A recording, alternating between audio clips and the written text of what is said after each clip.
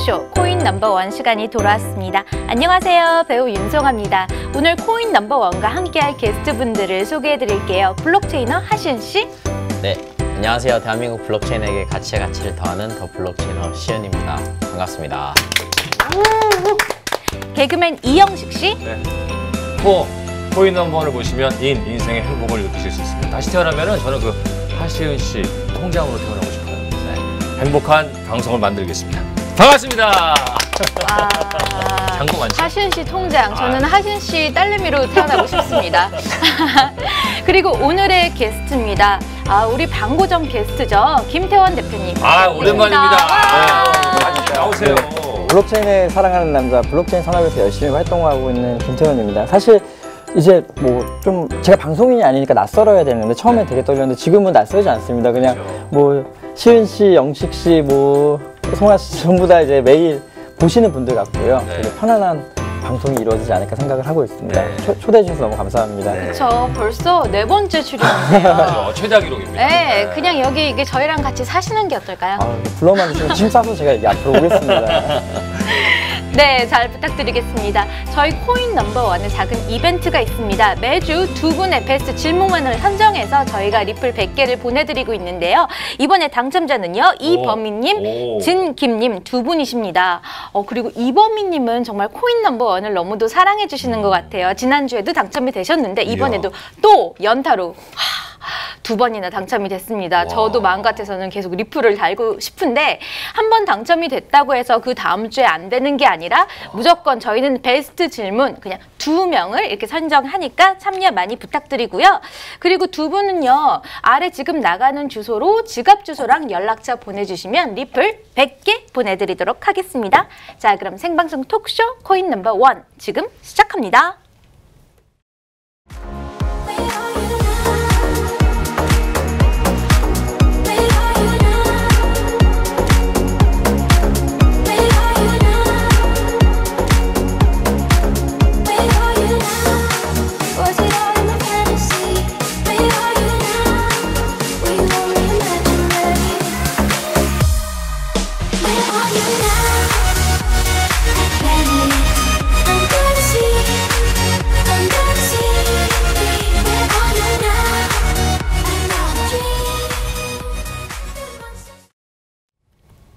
자, 오늘의 주제는 비트코인 진가를 드러내다입니다. 남미에 있는 베네수엘라에서는 단순 투기가 아니라 이게 바로 생존 화폐로 이용이 되고 있다고 하는데요. 맞나요, 대표님? 네, 그 베네수엘라 같은 경우는 지금 이제 젊으신 분들은 아마 베네수엘라가 되게 못 사는 나라라고 생각을 하실 거예요. 근데 실제로는 베네수엘라가 1980년대까지는 되게 불효축적한 국가였습니다. 전통적인 산유국이었고요. 근데 여기서 이제 80년대 이후부터 이제 국제 유가가 하락을 하면서 거기에 대해서 이제 이 산유국이었던 베네수엘라는 다른 산업이라든지 경제 발전을 위해서 여러 가지 조치를 취했어야 되는데 이 정부가 거기에 따라가지를 못한 거죠. 그렇다 보니까 이제 그 어느 정도 이게 경기가 침체가 되고 그 침체가 된 거에 대한 원인을 파악을 해야 되는데 그렇지 못하고 이제 화폐를 막 찍어내다 보니까 결국에는 엄청난 인플레이션이 발생하게 된 겁니다. 대단합니다, 진짜. 네. 그리고 제가 보니까 가장 부유한 국가였다고 라틴 아메리카에서. 네. 그리고 일본의 4배, 중국의 12배나 더 잘 살았다고 하는데 지금은 상상이 안 가실 거예요. 그러니까요. 그 당시까지만 해도 일본의 4배, 그러니까 중국보다는 훨씬 더 경제 격차가 많이 나는 되게 부유한 국가였다고. 베네수엘라가요? 예, 베네수엘라. 어디에 있는 거죠? 베네수엘라가 저기 보시면 미국 아래쪽으로 쭉 내려가 보시면은 거기에 위치한 나라입니다. 다녀오고 오신 적 있어요? 한번 가보고 싶죠? 네. 우리 영상이 있는 것 같던데, 그쵸? 영상 한번 보여주세요.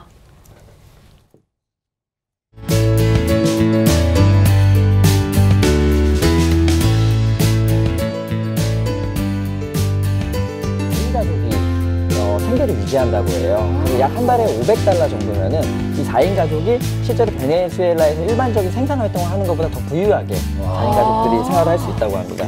그리고 다른 점 한 가지는 이제 그 베네수엘라의 엘리라는 그 여성 사례를 말씀드리고 싶은데요. 이 사례는 비트코인이 사람의 생명을 살렸다라는 네. 한 사례를 말씀드리고 싶어요. 이 엘리라는 친구가 이제 어머니가 골수암이십니다. 골수암이시기 때문에 이제 어머니 치료비를 모으기 위해서 열심히 이제 베네수엘라 화폐인 볼리바를 모으고 있었어요. 근데 어느 한순간 인플레이션이 발생을 하게 된 거고 그 인플레이션이 심해지니까 약을 구할 수가 없었죠. 그렇게 되다 아이고. 보니까 이제 그 남은 돈으로 전부 비트코인을 구매하게 돼서 그 비트코인 통해서 해외에서 약을 구매해서 어머니의 생명을 살렸다는 게 실제로 팩트로 지금 그 언론상에 보도가 되고 있습니다. 그래서 베네수엘라에서 그렇게 많은 분들이 채굴을 한다면서요. 그 채굴자 수가 10만 명? 뭐? 맞나요, 시인 씨? 네, 베네수엘라 사실 채굴자 수가 얼마가 되는지는 저희는 정확히 알기는 좀 힘들어요. 왜냐하면 실제로 국가가 개입을 해서 채굴자들 문을 닫게 만든 적도 많고, 예, 그리고 베네수엘라에 있던 비트코인 거래소나 암호화폐 거래소들도 다 국가가 강제적으로 문을 닫게 한 적이 진짜 많거든요.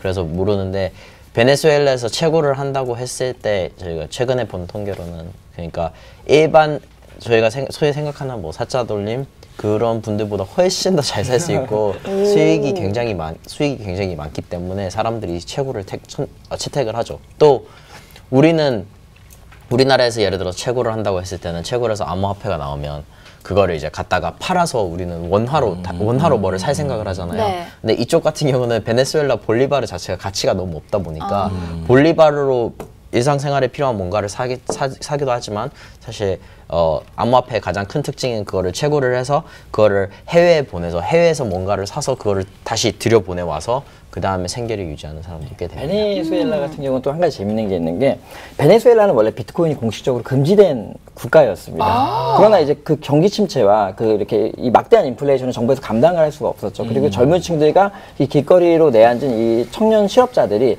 결국에는 비트코인 채굴을 택하게 된 겁니다. 이에 대해서 오히려 정부는 금지의 방침을 초반에 표명하고 있었지만 오히려 그 금지를 철회하고 이제는 채굴 쪽에 대한 전기료를 지원해 주게 되는 상황들이 생겨났고요. 또 전기료를 아예 지원을 해줘요? 지원보다는 절약을 시켜주는 거죠. 상당히 이게 값싸게 해주는 거고 또 여기에 따라서 재밌는 거 한 가지가 채굴 강도가 등장을 하기 시작했습니다. 예를 들어서 전기 소비가 많은 곳은 채굴을 상당히 많이 하는 곳으로 예상을 할 수가 있잖아요. 그렇기 때문에 전력 소비량이 많은 곳에 이 강도들이 습격을 해서 이 비트코인을 탈취하는 사례들도 상당히 빈번하게 발생하고 전기료가 얼마나 들길래 전기료까지 지원을 해주는 겁니까? 많이 되나요? 정확한 전기료까지는 모르겠지만 거의 대충. 뭐 다른 나라 중국보다 거의 뭐 5분의 1 수준으로 싸다고 하니까 전기료는 많이 저렴한 게 아닐까 금액은 싸긴 생각을 싸구나. 하고 있습니다. 저는 전기세가 많이 드니까 본전도 못 뽑는 게 아닌가 뭐 이런 걱정하고 네, 있었거든요. 맞습니다. 베네수엘라에 가서 채굴을 하는거든요. 우리 갈까요? 가시죠 지금. 베네수엘라. 네. 네. 베네수엘라 같은 경우는 이제 그런 것들이죠. 베네수엘라에서 전기료가 저렴해질 수 있는 이유는 아무래도 산유국이 때문이지 않을까. 그러니까 어떻게 경제를 발전시킬 수 있는 스트럭처나 산업 기반은 없습니다. 그러나 지금 말씀하셨던 대로 비트코인 채굴만이 경제를 돌릴 수 있는 하나의 선순환 구조가 되지 않을까라고 정부에서 조심스럽게 판단한 게 아닌가 그렇게 생각을 하고 있습니다. 근데 말씀하신 대로 실제로 채굴을 하는 여러 나라들에 있어서 뭐 중국에서도 채굴을 할 수 있는 특정 그 지방이 정해져 있는데 거기는 뭐 수력 발전소나 아니면 그 화석 연료가 그걸로 공기오염을 마음껏 시켜도 된다던가 또는 아이슬란드 같은 경우는 그런 천연가스 그런 거를 다 기반으로 해서 전기 값이 매우 전 세계 다른 어느 군데에 비해서 훨씬 싸죠. 지금 또 짐바브웨 같은 경우도 비슷한 경우라고 하는데 어떤가요? 뭐라고요? 짐바브웨. 네. 그런 나라죠. 짐바브웨는 이제 하이퍼 인플레이션이 이제 일어나진 않았지만 네. 일어날 것이라는 사람들의 국민의 그런 심리 때문에 비트코인 가격이 거기서만 유독 짐바브웨에 있는 거래소들이나 짐바브웨에서만 10,000불이 넘어갔죠 최근에. 그래서 실제로 짐바브웨 같은 경우는 여러분들이 요즘 페이스북이나 이런 사진에서 많이 보셨을 거예요. 그 나라 같은 경우는 이 100조 달러를 가지고 가서 달걀을 한 3알 정도도 못 사는 아주 그 되게 재밌는 사진들이 많이 요즘 인터넷에 100조를 손에 들 수나 있어요 지금? 그러니까 저희는 상상이 안 가는데 사실 네. 이제 이 인플레이션이라는 게 한번 다가오게 되면 상당히 무섭습니다. 그리고 지금 인플레이션과 지금 말씀하셨던 하이퍼 인플레이션이라는 건 정부의 통제 밖을 벗어난 인플레이션입니다. 그렇기 때문에 이게 한번 오게 되면은 처음에 우리가 달걀 한 판에 뭐 1,000원이 3,000원 올랐는데 이게 5,000원까지 오르겠어 하지만 이게 어느 정도 곡선을 그리다가 아주 그냥 폭발적으로 증가를 하기 때문에 예, 상당히 위험하다고 보실 수 있을 것 100조 달러 같습니다. 갖고 와서 달걀 3개면 그 하나에 얼마입니까? 달걀 하나에. 30조입니까? 예, 맞습니다. 예. 야채 대박이네. 쉽지 않네요. 차라리 그냥 입고 있던 옷을 이렇게 벗어주고 오는 게 더 편할 것 같아요. 그렇죠. 네, 결국에는 짐바브웨 같은 경우도 그렇고 베네수엘라 같은 경우도 그렇고 국가를 통치하는 이런 특정 권력 대상 소수 계층들이 정확하게 이런 사업들을 집행하지 못하고 정책을 집행하지 못하고 이런 상황들이 발생을 하게 되고요. 또 이 인플레이션이 사실 우리 서민들한테 상당히 안 좋은 겁니다. 어떤 부분이 안 좋냐면은 인플레이션이 발생할수록 부익부 빈익비 되는 현상들이 발생을 하게 되는데요. 왜 그런 현상이 발생을 하냐면은 부유층들은 대부분 현물 자산을 가지고 있습니다. 금이라든지 뭐 땅이라든지 이런 부동산들을 가지고 있죠. 이 부동산이나 금은 인플레이션에 따라 가치가 변하지 않습니다. 그렇기 때문에 기존의 이런 기득권을 보유하고 있던 자산가들은 더 불이 축적할 수밖에 없는 시장이 돌아오는 거고요. 결국 일반 서민들만 더욱 자기의 자산을 뺏기고 이런 착취 계급으로 전락할 수밖에 없는 이런 아주 위험한 하나의 경제 현상이라고 보시면 될 것 같습니다. 진짜 너무 상상이 안 가요. 상상이 안 짐바브웨 그 현장을 한번 VCR로 만나볼까요? 네.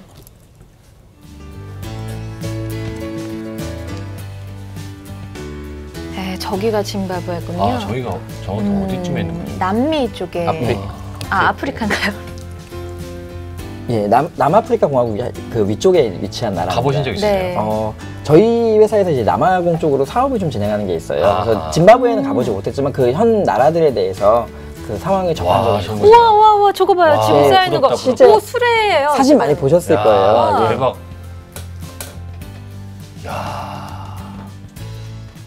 야, 진짜 저렇게 돈을 막 싣고 다니는 거 보니까 돈의 가치에 대해서 막 혼동이 오면서 어떻게 보면 이 비트코인이 짐바브웨에서는 생명줄이 됐을 것 같아요. 네, 그러니까 짐바브웨나 베네수엘라나 다 네, 어떻게 보면 국가의 화폐가 신뢰를 잃으면서 그래도 초국가적인 그런 화폐가 당연히 관심을 끌게 되는데요. 사실 저기서는 금이 있다 하더라도 문제는 금 같은 경우는 외국으로 가지고 나갈 수가 없어요. 운반할 수가 없어요. 그래서 외국으로 운반이라도 할 수 있으면 그래도 외화를 이렇게 가지고 오는데 네. 그것 또한 우리나라 저 나라들은 불가능하다 보니까 비트코인이 사람들의 생명을 궁금한 게 연장하게 있는데 해주죠. 뭐 저런 그 화폐의 가치가 없어지면서 왜 비트코인이 저렇게 생명줄이 된 이유를 좀 개인적으로 알고 싶은데. 왜 비트코인이 생명줄이 된 이유예요? 예. 뭐 제가 봤을 때는 사람들이 다급해지면 저는 이렇게 생각을 하는데 진짜로 사람들이 다급해지면 자기들이 과거에 인터넷이 없을 때는 최선의 선택을 자기 국가에서 지정해주는 화폐나 그런 거 이외에는 다른 선택권이 없었는데 사람들이 선택권이 인터넷을 통해서 주어지고 그게 사람들에게 힘을 실어주는 도구가 되니까 사람들이 비트코인을 선택하지 않나 싶어요. 예를 하나 들자면 이건 되게 근래 예인데 올해 초였나요? 그 인도에서 화폐 개혁을 했죠. 근데 화폐 개혁했는데 그 당시가 이제 좀 논란이 좀 많은 화폐 개혁이었어요. 예를 들어서 인도에서 제가 알기로는 특정 그러니까 지폐 단위가 우리나라처럼 예를 들어서 1,000원, 1000원, 10,000원, 50,000원이 있으면 네. 제가 알기로는 그 화폐 개혁의 내용이 5만 원권 이상은 이 날짜 이후로 여러분은 못 씁니다라고 말을 했어요.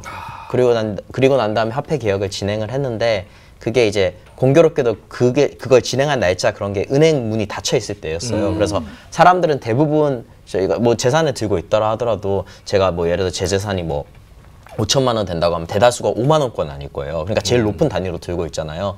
그런데 은행 문이 닫혀 있고 이렇게 돼서 이제 은행 문을 다시 열고 화폐 개혁이 이제 더 이상 이게 5만 원짜리가 완전 종이 쪼가리가 되는 날이 있고 은행 문이 열렸는데 은행 금고에 있는 그 나머지 낮은 돈들, 그러니까 10,000원짜리, 1,000원짜리, 5,000원짜리 이런 것들을 누군가는 모르게 감쪽같이 사라진 거예요. 그러니까 이게 거기서는 아마도 좀 은행과 이제 부자들 간의 모종의 거래가 있지 않았을까. 그래서 인도에서 화폐 개혁이 일어나고 난 다음에 인도에서 병원을 못 가서 아니면 돈이 갑자기 없어졌으니까 굶어 죽는 사람들이 진짜 많이 생겨나게 됐어요. 굶어 죽거나 그냥 아예 뭐 감기 때문에 죽거나 이런 사람들이 많이 생겨나게 됐는데 그 당시에만 해도 인도도 똑같은 거를 겪었거든요. 갑자기 인도에만 비트코인이 프리미엄이 붙어버렸어요. 그래서 실제로 우리나라에 살고 계시는 많은 분들이 인도로 비트코인을 이렇게 보냈죠.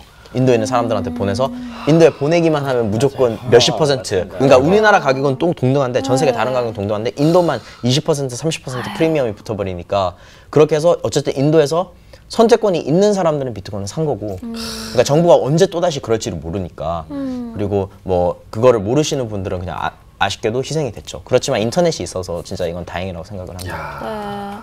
근데 대표님, 인플레이션은 비트코인이 나오기 이전에도 진행이 됐었는데 비트코인이 없는 시절에는 어떻게 대처를 했나요? 사실 인플레이션이라는 그 자체를 먼저 말씀드리면 바이마르 공화국이라고 있었어요. 전에 그 세계 1차 대전의 패전국이었던 독일입니다. 독일이 아무래도 이 전쟁을 패전하게 되면 많은 보상금들을 내야 돼요. 그 전쟁의 책임을 지는 거잖아요. 거기는 뭐 이런 보상도 해야 되고 이 전후 복구도 시켜야 되고 많은 막대한 비용들이 들어갑니다. 그런 비용들을 극복하지 못하다 보니까 이런 각국, 그러니까 승전국들에서 이제 각 나라의 민영 은행들을 장악하기 시작했고 화폐들이 마구 찍어내기 시작한 거죠. 그래서 그 당시에 이 독일의 그 바이마르 공화국의 그 하이퍼 인플레이션은 역사서에도 많이 실려 있는 대표적인 인플레이션 사건입니다. 그 당시에는 이제 지금 달러랑 비교를 하자면은 1조 대 1이 됐다 그래요. 그러니까 그 마르크 1조가 지금 1달러랑 똑같이, 그러니까 지금 짐바브웨 사건이 사실 최근의 사건이 아니고 과거에도 있었던 사건입니다. 그래서 이제 그 사건들을 처리하기 위해서 이제 랜덴마르크라는 새로운 화폐를 만들었어요. 근데 그 랜덴마르크라는 걸 만들어서 또 화폐를 그냥 발행을 하게 되면은 지금 짐바브웨와 동일해졌을 겁니다. 근데 그런 부분들을 해소하기 위해서 이제 토지라든지 금이라든지 이런 것들이 담보로 이제 화폐를 발행하기 시작했습니다. 그렇게 하다 보니까 이제 화폐 가치가 그 토지 이하로 하락이 될 수가 없기 때문에, 그리고 동시에 그러니까 독일 정부에서는 이제 산업 그 발전과 이제 전후 복구를 위해서 많은 힘썼죠. 그러니까 결국에는 인플레이션을 극복하는 좋은 방법은 이런 토지나 담보가 하나의 수단이 될 수는 있지만 경제 발전을 위한 정부의 노력이 가장 선행돼야 된다라고 말씀을 드릴 수 있을 것 같습니다.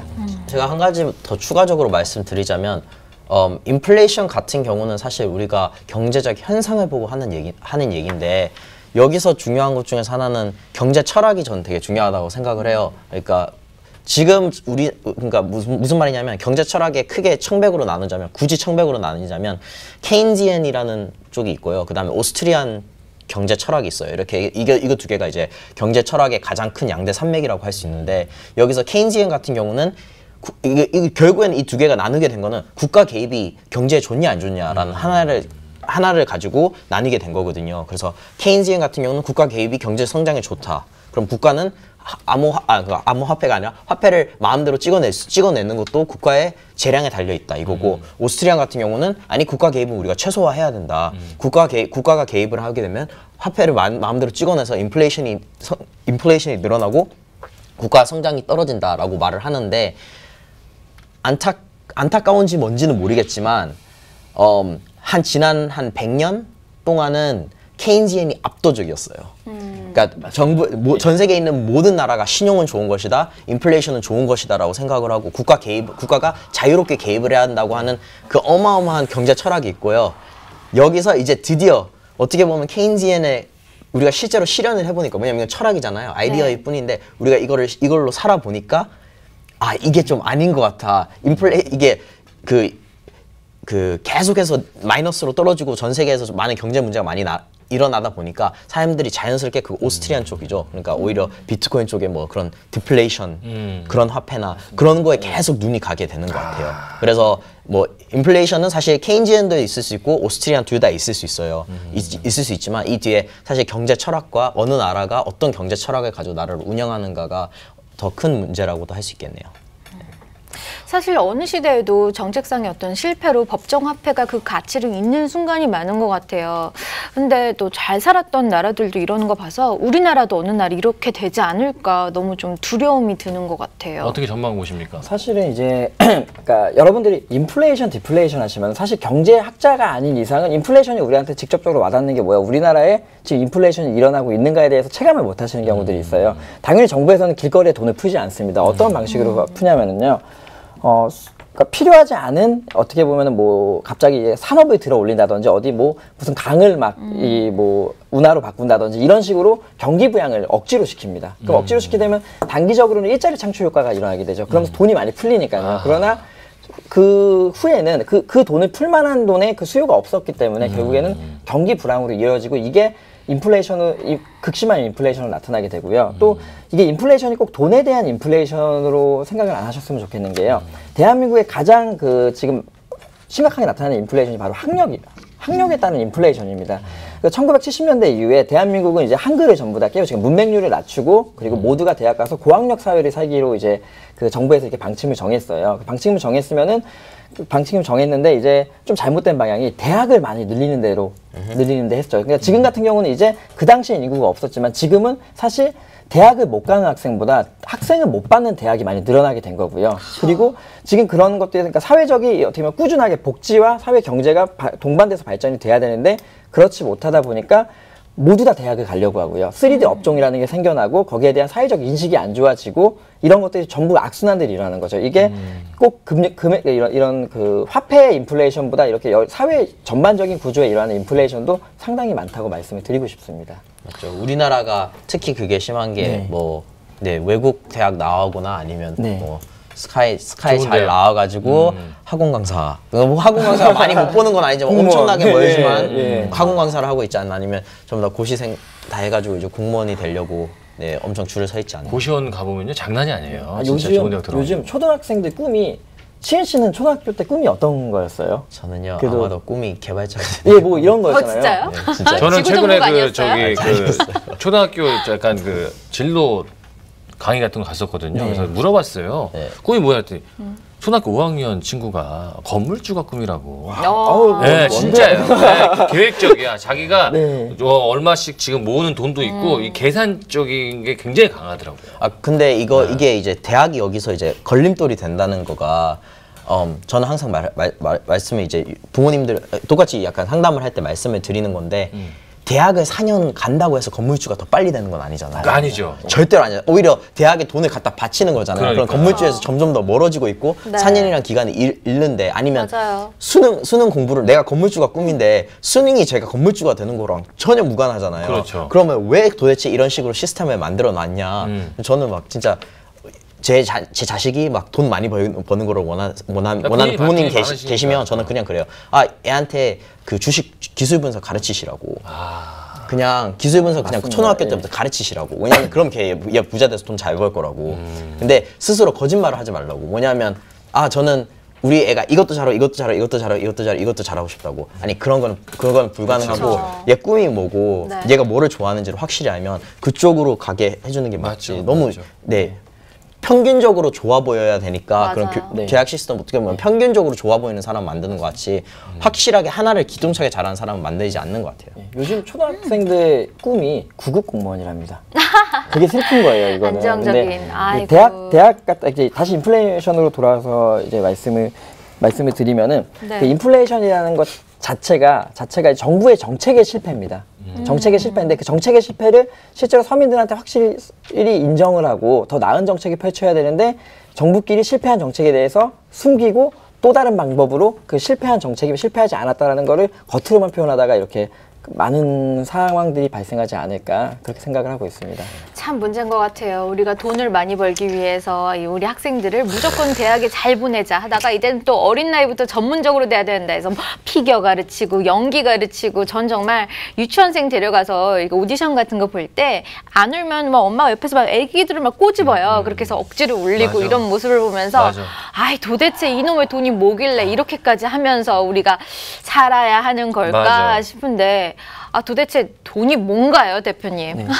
사실 돈은 돈을 정의 내리는 게 상당히 어렵지만 또 쉬울 수도 있을 것 같습니다. 돈은 우리들이 어떤 거래를 할 때 가치 교환의 수단입니다. 예. 그 가치 교환의 수단은 꼭 돈이 아니고 우리가 생각하는 화폐가 아니고 서로 뭐 다른 것들로 금으로 교환할 수도 있고 여러 가지가 있겠죠. 그러나 그 중에서 가장 사람들이 보편적으로 많이 쓰고 있는 것들을 화폐라 그러고요. 이 화폐는 가장 기초된 시스템이 신뢰를 기반에 두고 있어야 된다는 겁니다. 그 신뢰라는 거는 처음에는 3, 4, 5 모여서 커뮤니티 내에서만 신뢰를 쌓았다면 이제는 정부에서 우리 정부의 국방력과 정부의 경제력과 정부의 정치력을 믿고 당신들은 이 종이를 사용해도 된다라는 게 사실 화폐의 기본 근간이 된 거죠.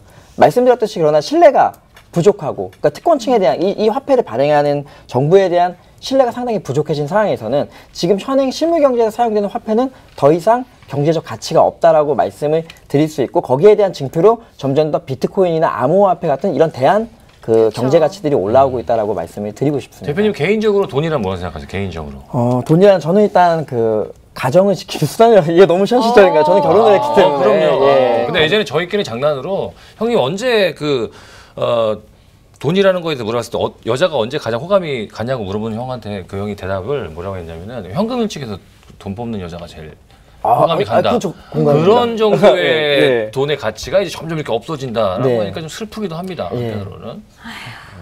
네. 방금 우리가 얘기했던 두 나라도 정말 정부를 믿고 이렇게 법정 화폐를 우리가 이용한 거였는데 열심히 또 일하고요. 근데 정말 배신당한 것 같은 느낌이 들 것 같아요.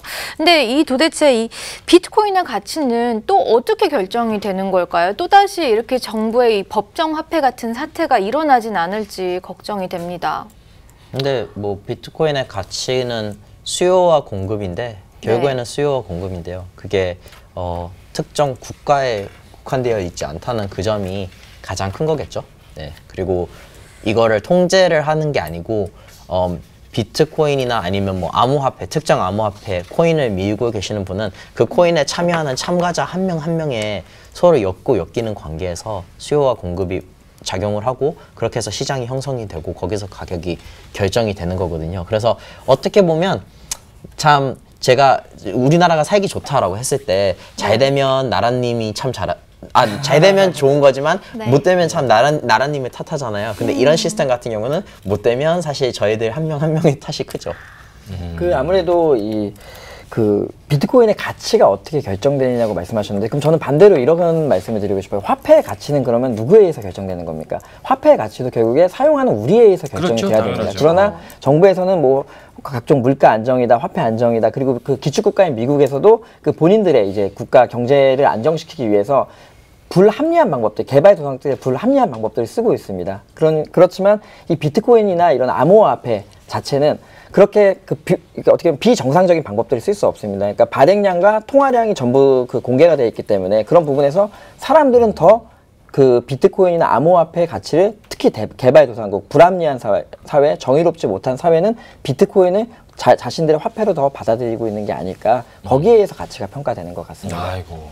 네. 이 얘기를 하니까 생각나는 게 이거 마이크로네시아 연방에 이제 얍이라는 섬이 있어요. 그래서 얍에서 사용되는 화폐는 라이돌이라는 화폐를 써요.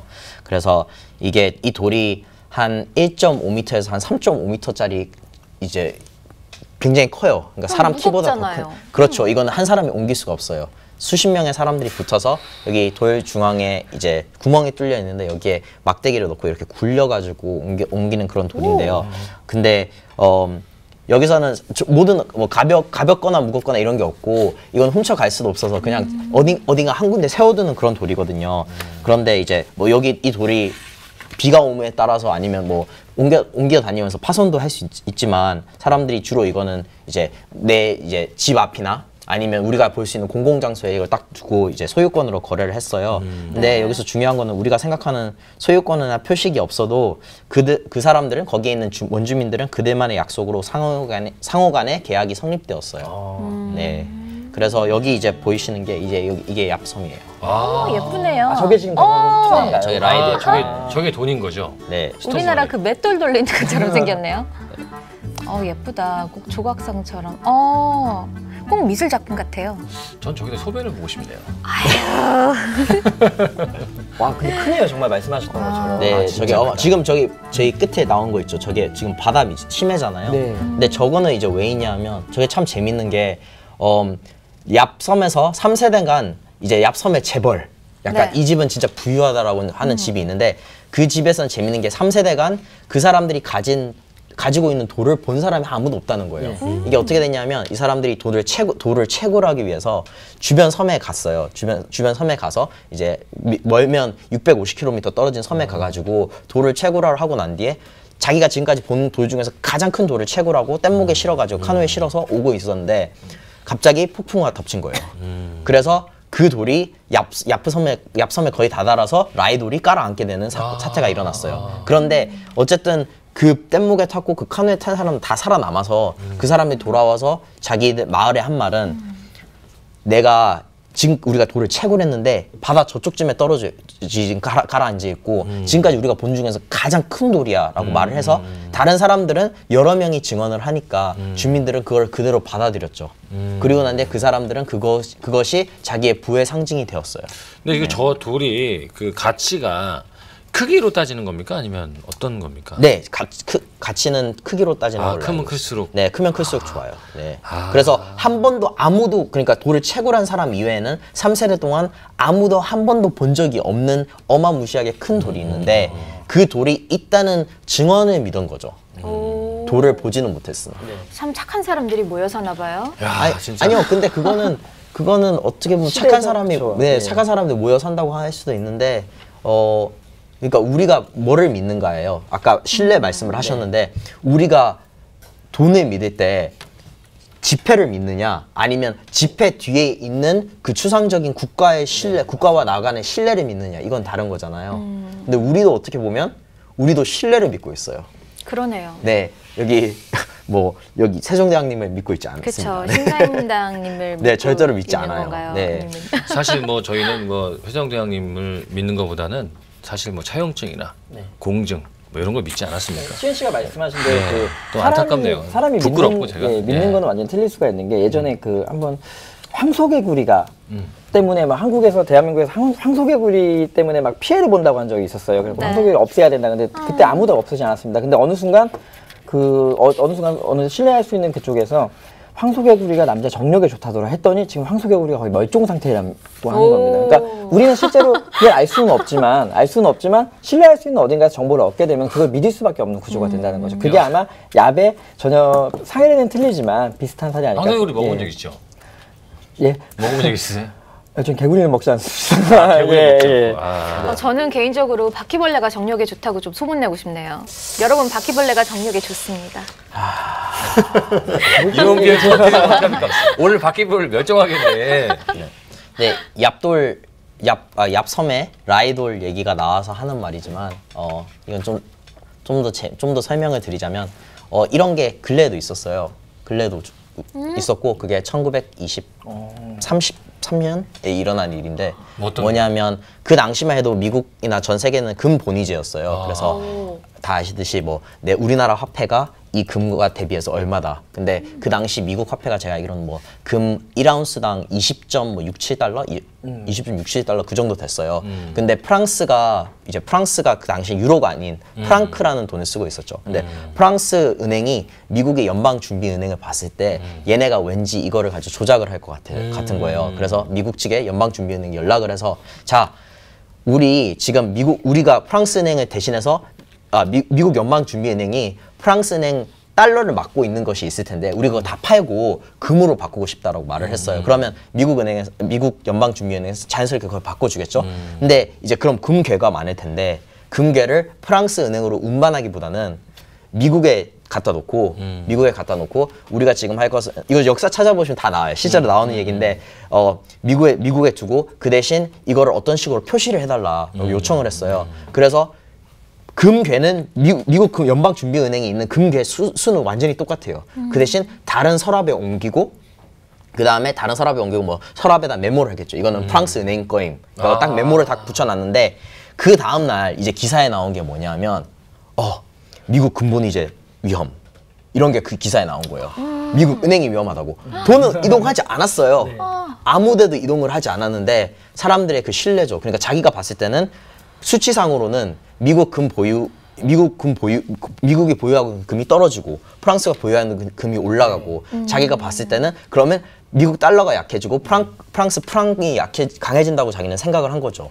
그렇게 해서 물리적으로는 아무런 차이가 없었지만 왜냐면 시공간적으로는 아까 말씀드렸듯이 미 연방은행의 금고 안에 금괴가 다 있었기 때문에 하지만 이것은 저희가 그 금을 바탕으로 해서 저희가 믿고 있는 그 신뢰가 흔들렸기 때문에 그런 결과가 난 겁니다. 그래서 아마도 사람들이 이 이후에 미국에서 이제 경제적으로 굉장히 힘들었던 이제 시기가 그 바로 다음에 왔거든요. 그게 이것이 시발점이 아닌가 그런 얘기를 말씀을 하시는 분들도 꽤 계십니다. 결국에 블록체인이 네. 이제 이쪽 시장에 들어오게 된 것도 2009년에 비트코인 첫 번째 블록에 이 한 타임즈에 실린 뉴스 기사 제목이 제네시스 블록에 실렸다고 합니다. 그게 어떤 거냐면은 영국의 재무장관이 영국의 일반 은행들이 어려워졌으니 구제금융을 하겠다는 얘기예요. 이게 무슨 얘기냐면은 우리가 낸 세금으로 본인들이 그 정책 실패를 한 거에 대한 돈을 대신 지불해주겠다는 이야기입니다. 그래서 과거로부터 이렇게 지금 중앙화되어 있는 권력들한테 이 신뢰도를 높이기 위해서 상당히 많은 시스템들을 걸었습니다. 근데 모두 실패했고요. 그럼 이제 그렇게 중앙화된 권력들한테 시스템을 걸지 말고 우리가 각자 나눠서 책임을 지자는 게 바로 비트코인이고 거기에 대한 대중화가 상당히 지금 높아지고 있다고 보시면 될 것 같습니다. 네. 미래는 저도 그러니까 미래는 어떻게 될까를 한번 생각을 해보면 그러니까 금융 시스템이 만약 국가가 대대적으로 개혁을 하지 않고 지금 어떻게 보면 암호화폐라는 굉장히 좋은 도구가 있잖아요. 네. 그리고 암호화폐는 좋은 게 여기에서는 인플레이션 시스템도 만들 수가 있고요. 디플레이션 시스템도 만들 수가 있어요. 어떤 분들은 비트코인이 디플레이션 시스템이었기 때문에 암호화폐는 인플레이션 시스템이 안 된다라고 생각을 하시는데 그게 아니고 실제로 둘 다 됩니다. 근데 만약 국가가 이렇게 유연하게 생각을 안 하고 만약 가만히 있는다면 대부분의 경우는 지금 대부분 미래 보고서 책들 막 2020년, 2050년 그런 미래 보고서 책들을 보면 미래의 강대국들은 지금의 강대국이 아닐 거라고 그런 책들은 말을 하고 있어요. 대부분 그러니까 미국이나 중국이나 일본이나 이런 나라들도 다 이제 지고 왜냐하면 인구가 점점 더 감소하거나 그런 일이 발생을 하기 때문에 오히려 인도 아니면 중동에 있는 나라들, 아프리카에 있는 나라들이 세계 강대국으로 급부상을 하고 아니면 뭐 남미에 있는 브라질 이런 나라들까지도 그런 나라들이 2050년쯤 되면 이 나라들이 새로운 대국이 되지 않을까 그런 마인드를 가지고 있어요. 그래서 가만히 있는다면 그 물갈이가 너무나도 자연스럽게 일어날 거예요. 로마라는 제국도 멸망을 했고 이제 네. 미국도 200년 됐지만 멸망을 충분히 할 수도 있고 물론 우리 삶에서 볼 수 있다면 그게 더 확실하긴 하겠지만 과거의 역사를 비추어 봤을 때는 뭐 이게 뭐 전쟁이 문제던가 맞죠? 뭔가 뭐 경제적으로 문제가 있거나 이러면 물갈이는 자연스럽게 일어납니다. 순환은 되죠. 맞아요. 그런 의미에서 저는 예전에 또 이제 민비와 그때 고종 황제와 흥선대원군 얘기가 나왔는데 우리나라도 좀 이렇게 암호화폐 좀 활짝 이렇게 좀 문을 열었으면 좋겠어요. 그리고 얼마 전에 뉴스에서 봤을 때 또 중국도 이제 또 다시 또 오픈을 하면서 관련 규제안들을 좀 내놓고 있다고 하더라고요. 네, 맞죠. 근데 이게 참 애매한 게요. 그 국가에서 통제를 하는 게 네. 중국에서는 규제안을 내놓고 있는데 저는 개인적으로 중국의 규제안을 그닥 탐탁하게 보진 않습니다. 중국이나 아니면 러시아의 규제안이. 왜냐하면 기술이라는 거는 정치적으로나 도덕적으로나 모두 다 중립적인 거예요. 하지만 기술을 어떻게 사용하는가에 따라서 국민들에게 더 힘을 실어줄 수도 있고 더 힘을 뺏을 수도 있거든요. 그쵸. 근데 중국 같은 경우는 이게 국가에서 통제를 해야 되는 입장이다 보니까 네, 저 뭐 기술적으로 들어가자면 사람들의 사생활을 보호해주지 않으면서 국가가 국민들이 사용하는 거래 내역에 일일이 하나하나를 다 볼 수 있는 식으로 만들고 있는데 암호화폐마저도 그거는 좀 저는 굉장히 걱정이 많이 되는 부분이긴 합니다. 질문이 좀 쏟아져가지고 네. 몇 가지 읽어드리겠습니다. 언젠가 인플레이션이 온다면 대한민국도 암호화폐들로 거래를 하게 될까요? 라는 첫 번째 질문이 있는데요. 사실은 이제 대한민국에서 암호화폐로 거래를 하게 되는 것에 대한 현상을 정부에서 주도하는 건 올바르지 않다고 생각합니다. 그러니까 우리 대중들이 판단을 하겠죠. 우리 대중들이 이제는 만약에 대한민국 경제가 어려워지게 된다면은 결국에 대한민국 내가 번 돈에 대한 월급을 한국 돈으로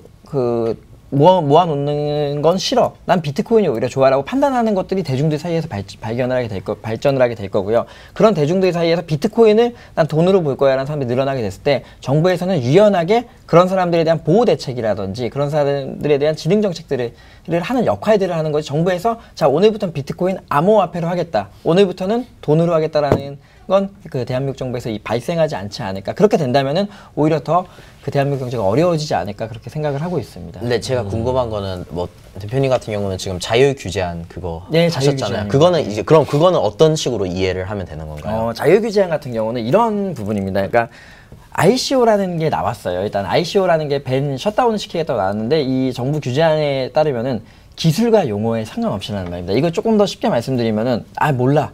무슨 말인지 모르겠고 ICO는 안 되라는 말입니다. 근데 이제 저희 쪽에서 자유규제안이라는 말은 그 ICO에 대해서 일단 정의를 하자는 겁니다. 정의를 하고 지금 피해들이 어디서 발생하고 있는지 그것들을 파악해 보자는 거죠. 그래서 그 피해를 방지할 수 있는 대안책이 있다면은 철저하게 그 피해, 그러니까 그 범죄에 대한 것들은 더 강력하게 처벌을 하고, 그리고 이 기술에 대한 부분들은 훨씬 더 육성을 하자. 그러기 위해서는 그러기 위해서는 제대로 하고 있는 업계 또는 블록체인 산업계에 어떻게 보면 자율적으로 우리가 자구책으로 한번 이런 방법은 어떠십니까라고 정부에 제안해보는 그 안을 저희 쪽에서 준비를 하고 있습니다. 그러니까 제가 그게 되게 궁금하고 네. 좀 흥미로운 것 중에 하나가 이번에 이제 지금 이더리움 데브콘이 데브콘 3가 진행이 되고 있는데 거기서 제일 첫 번째 나왔던 게 미국에 있는 코인센터라는 이제 비영리 단체가 있어요. 코인센터는 비트코인의 법을 이제 법을 만드는 데 있어서 국회나 그런 쪽에 자기들이 이제 추천을 해요. 이런 식으로 지금 이런 대화가 일어나고 있고 이런 식으로 법이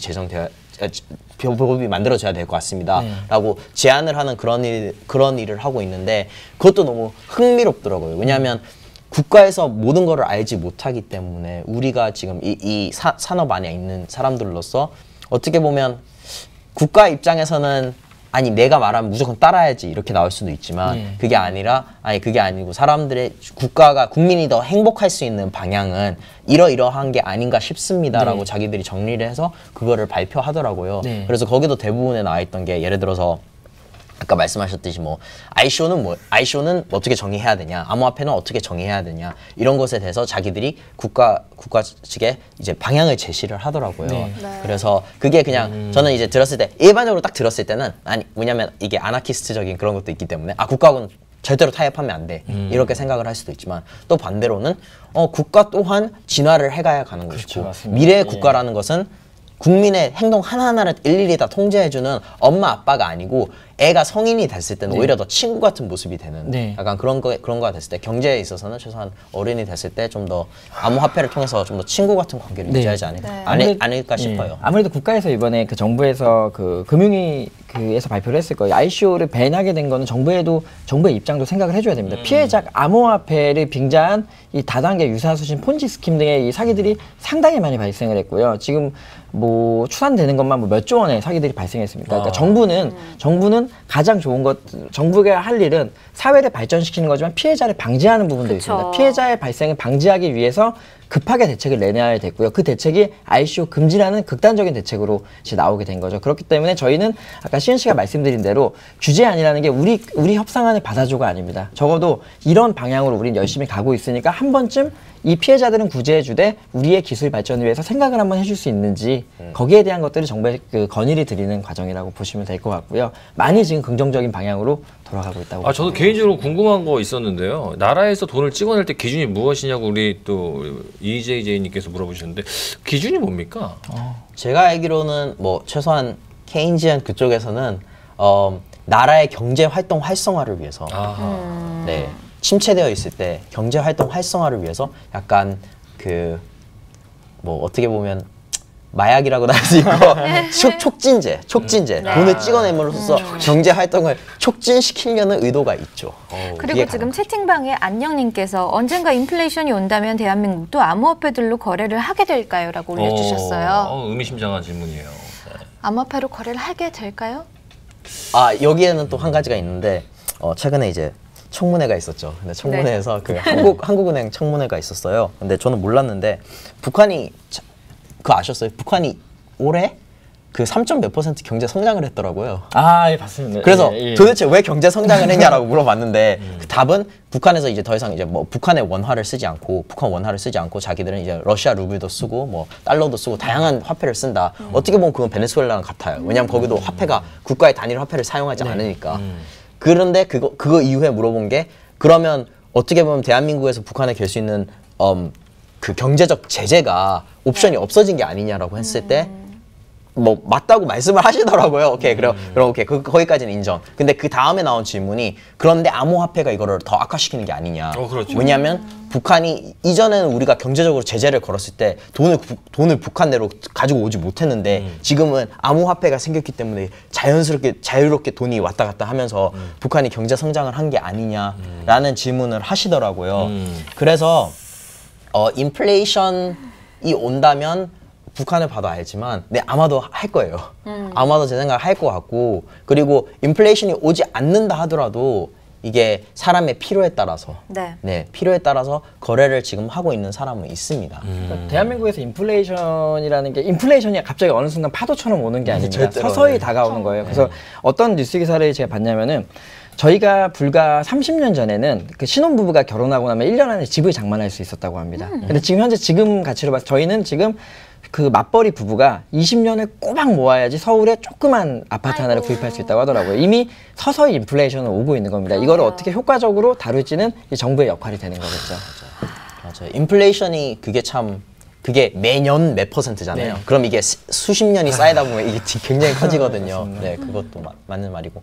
또 우리나라에서 암호화폐 도입을 막는 가장 큰 이유는 사실 인플레이션이 오지 않아서는 아니에요. 네. 어제도 아는 분이랑 얘기를 했는데 우리나라만큼 그러니까 금융 거래가 특별히 전자금융 거래가 편한 나라가 없어요. 그렇기 때문에 이거는 한 번만 해보시면 되는데 우리나라에서 해외로 돈 송금하려고 하시면 돈의 양이나 아니면 이게 걸리는 수일이 걸리는 거나 굉장히 답답한 게 많습니다. 하지만 우리나라에서만 유일하게 제가 돈을 지금 여기 송아 씨한테 송금을 했을 때 몇 초 만에 바로 가버리고 전 세계 그런 나라 아무 데도 없습니다. 그렇기 때문에 우리나라가 어떻게 보면 작고 다른 나라들과의 뭐 금융 거래는 옛날에 예전 과거 시스템을 사용을 하고 있더라도 나머지 시스템을 신식으로 만들어서 신식에 길들여진 사람이 암호화폐 같이 어떻게 보면 좀 더 이제 후진적인 방법을 택할 리가 없어요. 그렇지만 다른 나라들은 시스템이 다 구형 시스템인데 암호화폐는 그 사람들한테는 혁신적인 시스템이에요. 공신력 있는 코인캐스트에 대한 위험성 뭐가 있을까요? 공신력 위험성이요? 네, 무슨 위험성? 위험성에 대해서 좀 간단하게. 코인캐스트 위험성이요? 네. 글쎄요. 그래도 우리 방송은 좀 공정성을 유지하고자 노력하고 있는 거 아닐까요? 그렇죠. 저희가 펌핑을 하지 않는다면. 그러니까 공신력에 대한 콘테스트에 대한 위험성이 아니고 누가 어떤 말씀을 하시던지 간에 판단은 본인이 하시고 본인이 리서치를 하셔야 됩니다. 그런 부분으로 네. 중립적 입장을 지키신다면은 이런 위험성이나 이런 부분들을 논하지 않으셔도 될 것 같습니다. 그렇군요. 네. 뭐 정말 오늘 질문들이 날카롭습니다. 장난 아닙니다. 지금 막 많은 지금 고민들이 있는 것 같아요. 루이스 네. 레이님도 지금 세그의 기대감으로 비트코인이 최고가 갱신 중이라고 언론에서 연신 뉴스를 쏟아내며 불쌍한 개미들의 투자를 막 시작하고 있는데 단시간에 비트코인이 폭락할 수 있는 위험성에 대해서도 말씀 부탁드립니다. 이게 요즘 추세인 것 같아요. 이렇게 막 오르고 있으면서 좀 이렇게 두렵기도 하고 관심은 있고 좀 그렇죠. 이런 약간 과도기적인 그러니까. 그런 시기가 아닌가. 그렇죠. 근데 맞아요. 맞고 언제든지 비트코인이 영원히 된다. 가치가 0으로 떨어진다 하더라도 놀라시면 안 돼요. 왜냐하면 이거는 경제적 실험이기 때문에. 네. 우리 해본 적이 없고 여기 또 다른 질문에 막 그런 말도 있으셨잖아요. 그 악성 디플레이션이 일어나면 어떻게 되냐.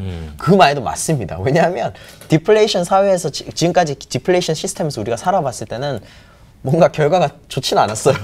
안 좋은 결과들이 많았어요. 경제가 디플레이션을 통해서 사람들이 저축을 하면 그 저축을 기반으로 뭔가 새로운 사업을 계속 만들어내야 되는데 사람들이 그냥 저축해서 돈 들고 있으니까 돈은 돌지 않고 경제가 망한 게 많아서 그래서 이제 사람들이 계속 돈을 찍어내고 국가가 통제 개입을 하고 통제를 많이 하는 경우가 된 거죠. 네, 저희가 지금 마지막으로 달려가고 있는데 지금 갑자기 질문들이 폭주하고 있습니다. 이만큼 비트코인 즉 암호화폐에 대한 관심이 커가고 있는 것 관심도 같은데요. 그렇고 이제 선물을 주니까 좀 아이고. 많이 앞으로 또 비트코인이 우리 사회에 어떤 영향을 끼칠까요? 아무래도 비트코인이라는 거는 이제 그 누구든지 아는 초등학생들도 아는 단어가 된 것 같습니다. 비트코인은 사실 저는 대장주라고 표현을 하고 싶어요. 우리가 이렇게 살아감에 있어서 비트코인 액면가 왜 비트코인은 오르는 거예요, 내리는 것보다는 비트코인은 지금 이 블록체인 사업과 암호화폐 사업이 잘 되고 있는 거에 대한 기대 지표라고 저는 생각해 주시면 될 것 같고요. 그만큼 그 비트코인의 비트코인은 아까 말씀하신 건 등락 가치를 떠나서 일단은 암호화폐는 우리 사회에 들어왔고 앞으로 사회 전반적인 것에 역할을 하게 될 것이다. 그리고 그 역할은 상당히 자율적일 것이다라는 게 제 생각입니다. 네.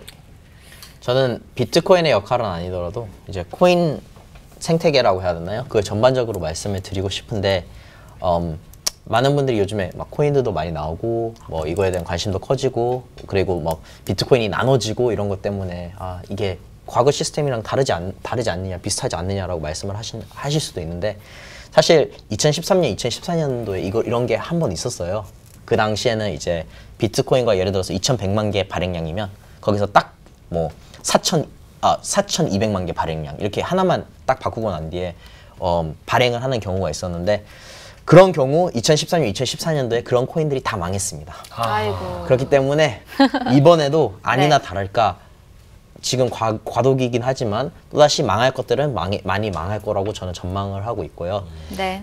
이 와중에 건강한 투자를 하시고 뭐가 진정한 가치가 있는지 그걸 파악하시는 거는 본인의 학습 능력과 본인이 하실 판단이라고 저는 생각을 합니다. 네. 멋진 말씀이십니다. 저희가 지금 열진 토크 특대 지금 거의 마칠 시간이 다다르고 있습니다. 대표님 오늘 또 함께 하셨는데 어떠셨나요? 저는 너무 좋았습니다. 그리고 여기 편하고 사실 이렇게 여기서 아무 얘기나 이렇게 되게 중요한 얘기들 하고 정말 아무 얘기나 할 수 있는 이런 방송은 없는 것 같아요. 네. 앞으로도 많이 불러주시면 자주 오세요. 네, 감사합니다. 저희가 이제 마칠 시간이 됐습니다. 다 같이 외칠까요? 코인 넘버 원! 원.